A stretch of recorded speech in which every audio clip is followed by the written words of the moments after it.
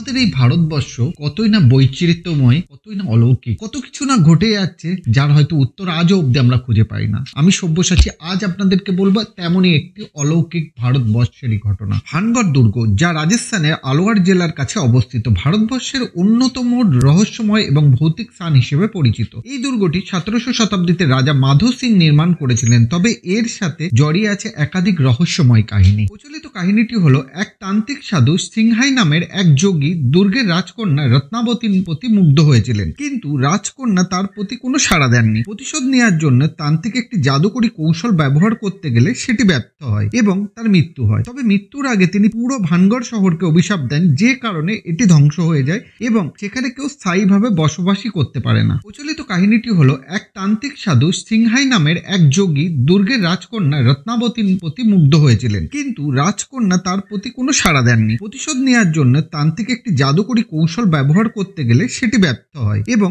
তার মৃত্যু হয়। তবে মৃত্যুর আগে তিনি পুরো ভানগড় শহরকে অভিশাপ দেন, যে কারণে এটি ধ্বংস হয়ে যায় এবং সেখানে কেউ স্থায়ীভাবে বসবাসই করতে পারে না। ভারতের প্রত্নতাত্ত্বিক বিভাগ নির্দেশ দিয়েছে যে সূর্যাস্তের পর এবং সূর্যোদয়ের আগে ভানগড় দুর্গে প্রবেশ করা সম্পূর্ণভাবে নিষিদ্ধ। যদিও এই স্থানে ভৌতিক হওয়ার প্রমাণ এখনো অবধি বিজ্ঞানীদের কাছে নেই, তবুও এর অতীতের ভগ্নপ্রায় অবস্থা এবং নিস্তব্ধ পরিবেশ ভ্রমণকারীদের মনে ভয়ের অনুভূতি সৃষ্টি করে। ভৌতিক কাহিনীগুলি ভানগড় দুর্গকে রহস্যপ্রিয় মানুষের কাছে এতটাই আকর্ষণীয় করে তুলেছে।